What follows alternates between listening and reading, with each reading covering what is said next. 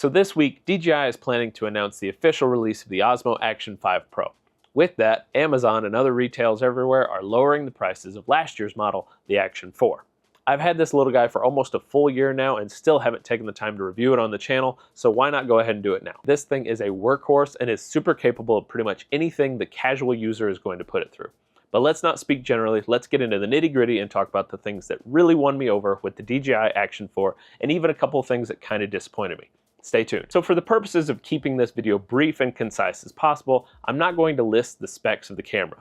The Action 4 has been out a while, so I'm assuming you are at least mildly familiar with it, or at least are more concerned with how it performs rather than what spec sheet says. So to give you proper context, I think it's important to tell you what kind of things I have been using this for.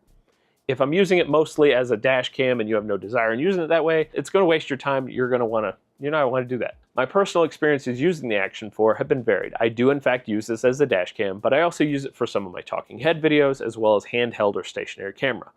I would love to get this camera out and moving as an actual action camera, but I haven't gotten the chance to do so. So of the 3 applications I listed just a minute ago, let me elaborate of what I like, what I don't like in the Action 4 for each of those settings. So starting with the last use and working my way back, I have enjoyed using this camera as both a handheld and stationary camera, meaning I'm either walking around with it or using it on a tripod.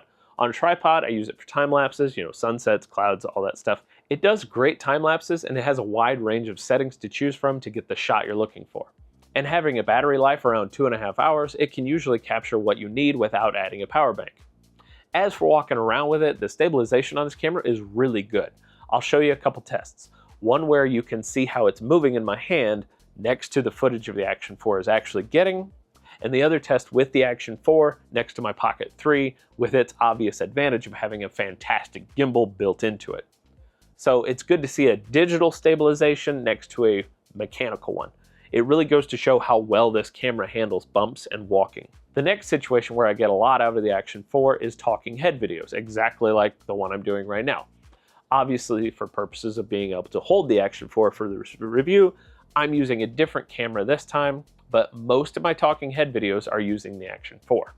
I also use the Pocket 3 for quick videos with little to no prep, but if my teleprompter that keeps me on topic, the Pocket 3 just doesn't fit in the frame of the teleprompter, while the Action 4 fits perfectly when it's locked into its magnetic base.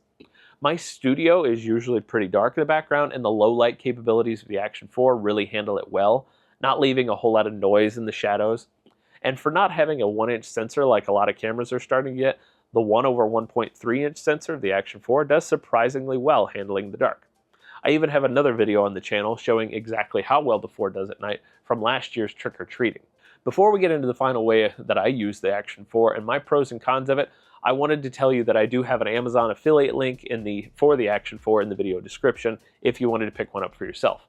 Also, if you wouldn't mind to take a second to hit those like and subscribe buttons, I'd really appreciate it. Anyways, back to the camera. So using the Action 4 as a dash cam kind of feels a little dirty. To put an action camera in an otherwise boring setting such as a dash cam feels like a waste of its abilities. But that's actually the exact reason why I do it. Being busy with kids' soccer and work and all the things in between, I sometimes will go weeks without getting a good excuse to use my cameras for something fun. So to me, using it as a dash cam started out as just a way for me to get to use my new toy. I previously had been using my X3 by Insta360 as a dash cam, but really the Action 4 has better video for that. Obviously the X3 can give you 360 degrees of view, so it could be beneficial in some settings as a dash cam, but for just needing to see what's out in front of you, Action 4 does a great job. Not to mention the magnetic mount of the Action 4 is so much easier for installing and removing the camera at the beginning of the end of the drive compared to the X3 that requires you to screw it on and off. Now, it will overheat if you don't put the AC on it, or if you're recording in 4K as opposed to a lower resolution that doesn't create as much heat, but in general, it does really well in this application. So, having tried the Action 4 for a year, will I be upgrading to the new Action 5 Pro? I honestly don't think so. The 5 has some really great features, but none that really I need right now. There are some nice to haves, but that's a lot of money for something that would just be nice to have. Now, if you have an older model of the Action, the 5 Pro would be an amazing upgrade, if you can afford the new price tag. But if you're trying to find something more budget-friendly, the recent discounts on Action 4 make it a really easy choice no matter what you're using it for. Now, let me know in the comments which one you have and what you use it for, as well as if you're planning on buying the Action 5 Pro when it comes out September 19th, which as the time of the recording is tomorrow. Until next time, I love you guys. Bye.